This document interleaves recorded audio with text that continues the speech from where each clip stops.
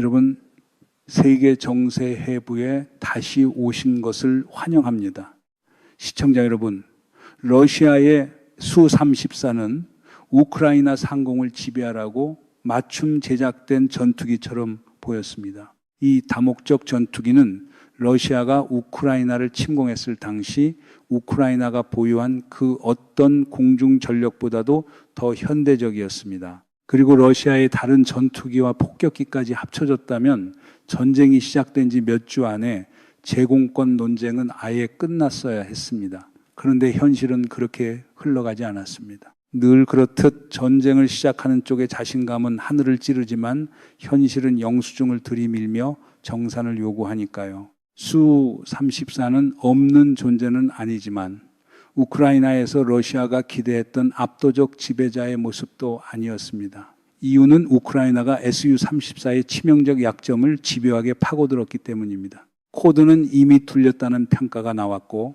블라디미르 푸틴은 이 손실을 멈출 수 있는 뾰족한 수가 거의 없다는 이야기까지 들립니다. 이는 미 육군과 미 공군 출신 베테랑 웨스 오도날이 1월 4일 공개한 영상에서 던진 질문과 맞닿아 있습니다. 러시아는 왜 계속 Su-34를 잃는가? 이 질문의 답은 뒤에서 다루겠습니다. 다만 시작부터 분명한 점이 있습니다. 러시아가 Su-34를 통해 꿈꿨던 역할과 우크라이나에서 실제로 맡게 된 역할은 전혀 다른 이야기라는 점입니다. 오도노는 말합니다. 러시아는 수-34를 정확히 이런 유형의 전쟁을 위해 만들었다. 반군 진압도 아니고 시리아도 아니며 다층 방공망을 갖춘 정규 군대와 벌이는 고강도 국가 대국가 전쟁을 상정한 기체라는 것입니다. 여러 매체도 이 시각에 대체로 동의하는 분위기입니다. 밀리타르니는 2014년 9월에도 수-34가 우크라이나에 실존적 위협이 될 수 있다고 주장했습니다. 그들은 전쟁 초반 러시아가 Su-34를 설계 의도에 맞게 사용한 장면을 지적합니다. 수-34가 우크라이나 영공으로 들어가 공항과 방어 목표물을 약화시키려는 목적으로 비유도 폭탄을 투하하기 시작했다는 것입니다. 또한 KE-31, KE-59 같은 유도미사일도 Su-34에 탑재될 수 있고 러시아는 이를 무섭게 활용해 왔습니다. 그러나 그 실존적 위협이라는 말조차 오래가지 못했습니다. 밀리타르니조차 러시아가 수-34로 비유도 폭탄 투하를 오래 이어갈 수 없었다고 인정합니다.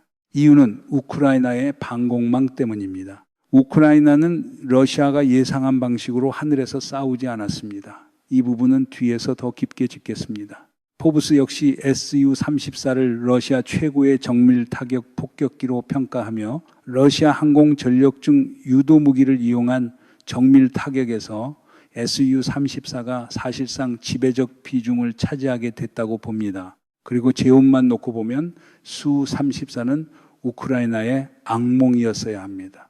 오도날은 기본 재원을 이렇게 정리합니다. Su-34는 날개 아래 12개의 장착 지점을 갖고 있고 탑재량은 약 8,000kg, 즉 약 17,630파운드 수준입니다. 앞서 말한 비유도 폭탄을 싣기에 이상적인 수치입니다. 최고 속도는 시속 1900km로 마하 1.5 정도이며 미사일과 로켓 무장 폭탄을 탑재할 수 있습니다. 여기에 분당 1500발에서 1800발을 발사할 수 있는 30mm GC, 30일 단열 기관포까지 더해집니다. 모든 요소를 합치면 수-34는 우크라이나의 만만치 않은 상대입니다.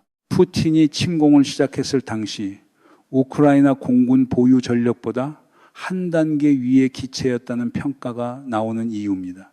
오도널에 따르면 수-34는 러시아가 지속 타격 전쟁을 수행하기 위한 해답으로 설계되었습니다. 우크라이나의 방공 탄약을 소모시키겠다는 이유 하나로 희생시키는 소모품이 되라고 만든 기체가 아니라는 뜻입니다. 수-34는 러시아의 제공권 전략에서 기둥이어야 했습니다.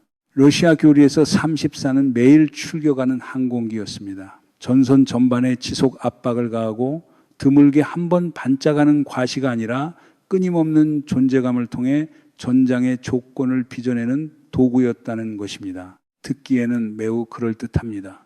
하지만 오도널은 이것이 우크라이나의 현실을 반영하지 못한다고 말합니다. 러시아에서 가장 위험한 공중 자산이 되기는커녕 수-34는 가장 많이 파괴된 기체 가운데 하나가 되어버렸습니다. 계획은 거창했지만 결과는 전장에서 아주 냉정하게 채점당한 셈입니다.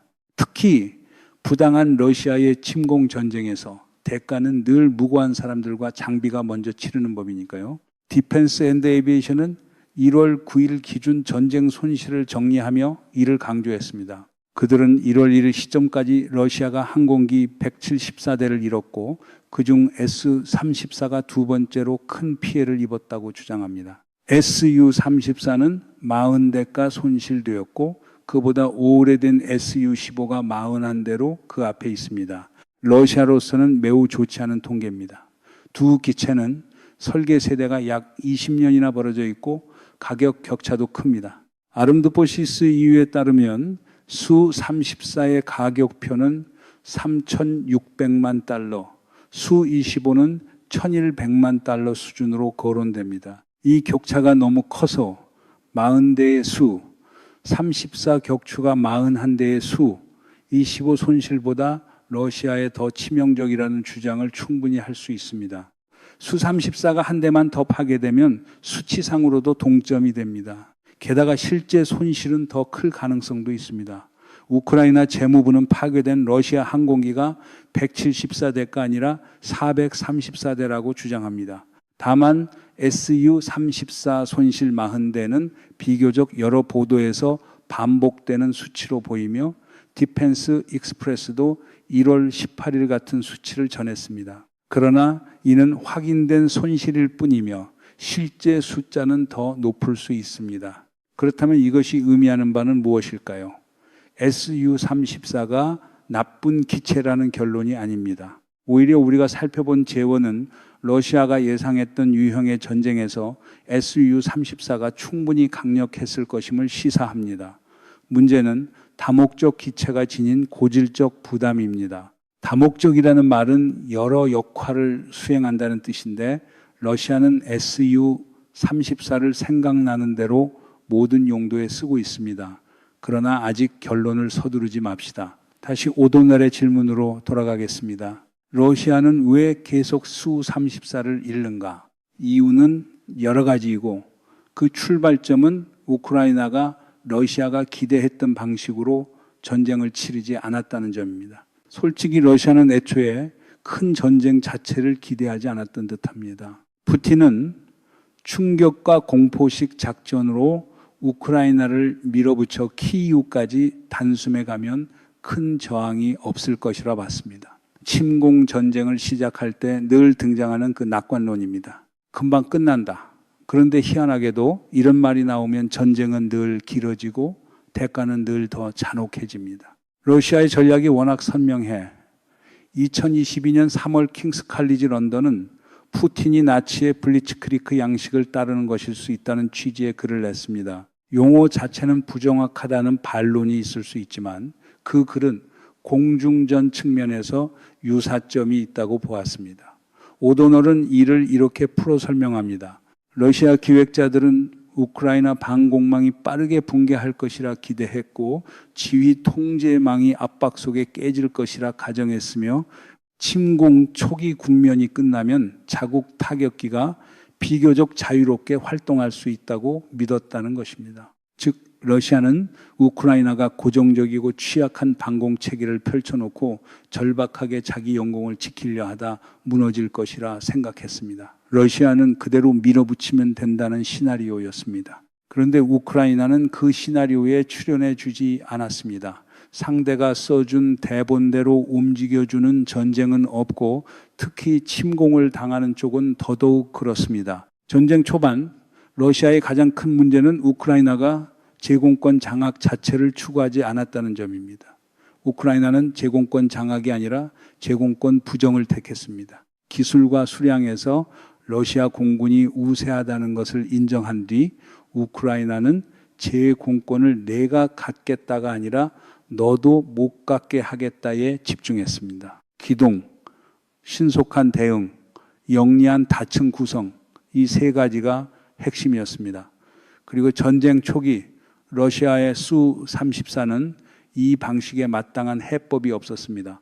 애틀랜틱 카운슬은 이를 비교적 명확히 정리합니다. 우크라이나는 S-300과 북캠 같은 소련제 방공체계를 초기 방어층으로 배치해 러시아 항공기가 우회하도록 압박했습니다. 많은 항공기가 이를 피하지 못했습니다. 이유는 우크라이나가 사격 후 신속 이동 전술을 활용했기 때문입니다. 미사일을 발사한 뒤 레이더를 끄고 재빨리 위치를 옮겼습니다. S-300과 북M은 그 정도 기동이 가능했고 우크라이나는 이를 최대한 활용했습니다. 러시아는 답이 없었습니다. 러시아가 미사일이 어디서 날아왔는지 파악할 즈음이면 발사한 방공체계는 이미 자리를 비웠습니다. 다른 곳에서 다시 공격하며 러시아가 예상하지 못한 그러나 치밀하게 통제된 방공의 혼란을 만들어냈습니다. 러시아는 이 예상 밖 전략에 대응한다며 항공기에 적어도 비행을 지시했습니다. 그것은 큰 실수였습니다. 적어도 비행은 지상 장애물 때문에 더 정교한 조종을 요구하고 속도도 떨어지기 쉽습니다. 결과적으로 러시아 전투기는 대공포와 휴대용 방공체계, 스팅어 같은 무기에 더 취약해졌습니다. 이런 무기들은 원래 헬기나 적어도 항공기에 더 적합하지만 러시아가 굳이 내려오면서 전투기까지 손쉽게 먹잇감이 되어버렸습니다. 우크라이나는 러시아를 함정으로 유인했고 크렘린의 군 지휘부는 그 함정에 깊게 빠졌습니다. 수-34가 활동해야 할 환경과는 정반대의 공간에서 수-34가 굴러다니게 된 것입니다. 그리고 그 대가는 전쟁터에서 정확히 계산됩니다. 불의한 전쟁은 언제나 무리한 욕심과 현장의 대가가 함께 움직입니다. 오도널은 러시아가 Su-34 조종사들에게 너무 자주, 너무 과하게, 너무 전선 가까이서 임무를 수행하도록 요구했다고 말합니다.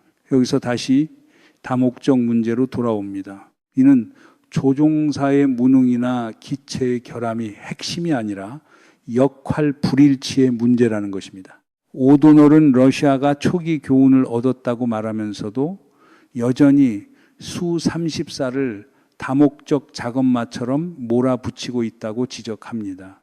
원래 설계 의도를 넘어선 역할을 계속 떠안기는 셈입니다. 그는 이를 네모난 못을 둥근 구멍에 억지로 박는 행위에 비유합니다. 그리고 못이 몇 번이나 부러지든 러시아는 계속 같은 힘으로 같은 방향으로 밀어놓고 있다는 것입니다. 전쟁이 부당해질수록 판단도 종종 그만큼 비합리적으로 굳어지곤 합니다. 원래 Su-34는 전선 폭격기로서 유도무기와 비유도무기를 접촉선 가까이에서 투하하는 데 강점을 갖습니다. 그러나 우크라이나의 예상 방어 전략 때문에 그 핵심 운용이 사실상 불가능해지자 러시아에게 다목적은 곧 모든 역할이 되었습니다.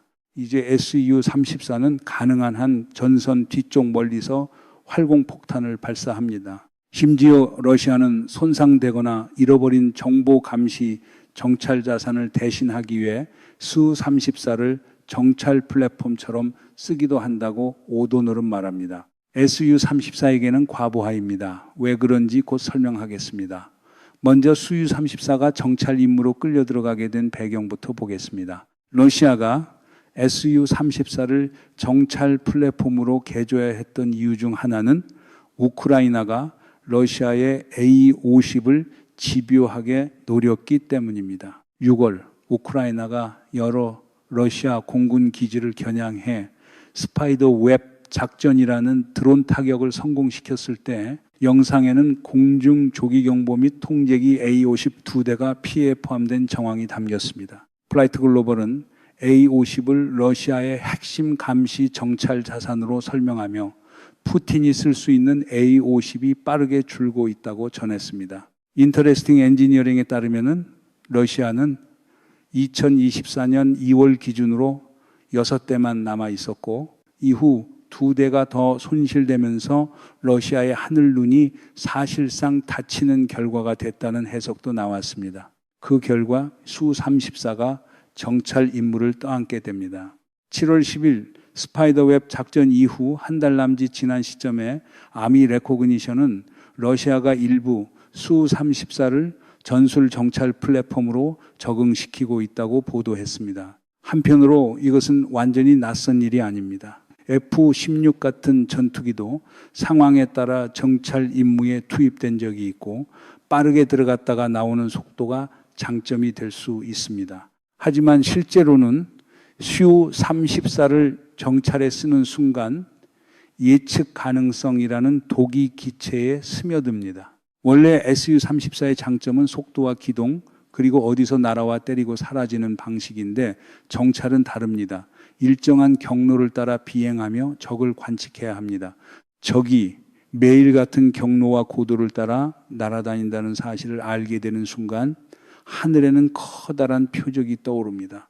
오도널은 반복 운용이 Su-34를 예측 가능한 비행 회랑과 운용 고도에 묶어버렸고 우크라이나는 이를 수년간 연구할 시간과 동기를 모두 갖고 있었다고 말합니다. 패턴이 드러나면 격추는 쉬워집니다. 방공체계를 적절한 위치에 배치해 다음 비행을 기다리면 됩니다.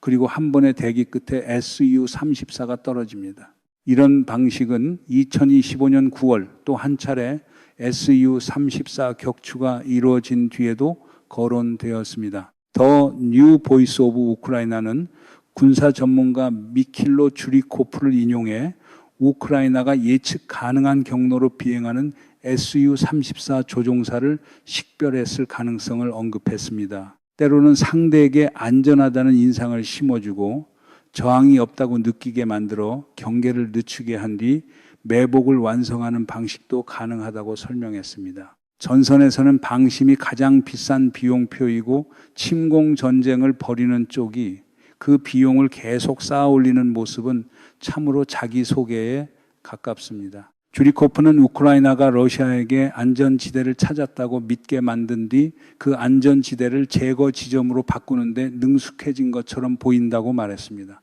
그리고 러시아의 문제는 여기서 끝나지 않습니다. 우크라이나는 하늘에서 수-34를 떨어뜨릴 뿐만 아니라 지상에서도 파괴합니다. 이 점이 왜 중요한지는 잠시 후에 다시 보겠습니다. 그 전에 우크라이나가 수-34를 잘 잡아내는 또 하나의 이유가 있습니다.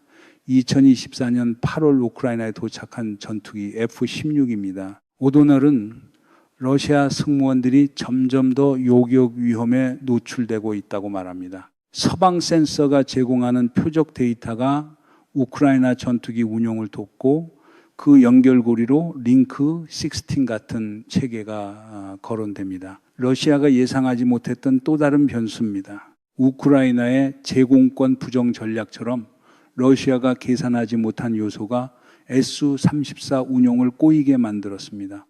서방 전투기는 원래 우크라이나에 오지 말았어야 했고 특히 푸틴의 항공기에 위협이 될 수준의 기체는 더더욱 그렇다는 것이 러시아의 기대였을 겁니다. 러시아는 이런 전투기 지원을 여러 차례 레드라인으로 규정해 왔습니다. 그러나 정작 F-16의 도착은 러시아의 공격이 더 커지기보다 우크라이나가 Su-34를 추적하고 파괴하는 일을 더 수월하게 만들었다는 평가가 나옵니다. 물론 F-16이 이런 임무를 늘 수행하는 것은 아닙니다. 우크라이나는 주로 러시아의 드론과 미사일 공습을 방어하고 지상 목표를 타격하는데 F-16을 활용하는 것으로 알려져 있습니다. 하지만 때로는 F-16이 수-34와 맞붙습니다.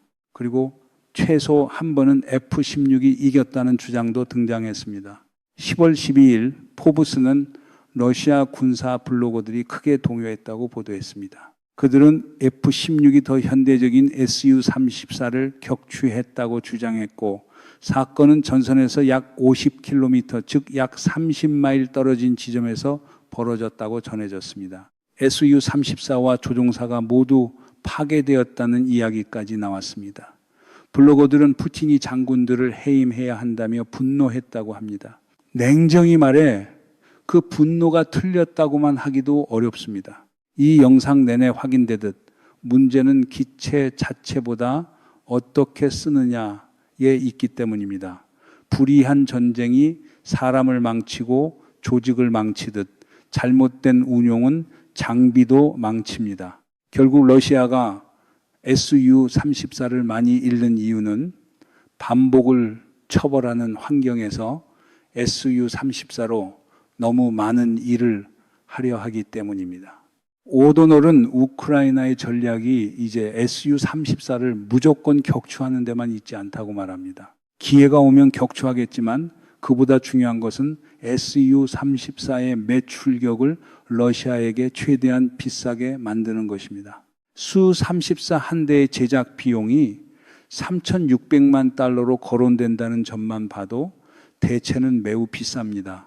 러시아는 이를 보충하려고 큰 돈을 쓴다고 합니다. 2025년 4월 밀리타르니는 러시아 방산기업 로스테크가 공군의 Su-34 신규 물량을 인도했다고 보도했습니다. 그러나 물량이라 해도 숫자가 크지는 않습니다. 러시아는 2025년에 2대를 받았고 2024년과 2023년에도 각각 2대를 받았다는 주장입니다. 즉 2023년 이후 새로 받은 Su-34는 6대인데 손실은 40대라는 계산이 됩니다. 수치가 맞다면 장부는 참으로 냉혹하게 비어 있습니다. 그럼에도 2023년 이후 대체 Su-34에 약 2억 1,600만 달러가 쓰였다는 추정도 나옵니다. 하지만 비용은 그것뿐이 아닙니다. 오도널은 각 항공기 손실이 단순한 기체 한 대의 손실이 아니라 빠르고 싸게 메울 수 없는 전투력 침식을 의미한다고 말합니다. 가장 즉각적인 손실은 훈련된 승무원입니다. 조종사와 무장체계 장교를 양성하는 것은 돈도 시간도 많이 듭니다. 훈련 비용뿐 아니라 Su-34가 떨어질 때마다 축적된 경험과 운용 시간이 함께 사라집니다.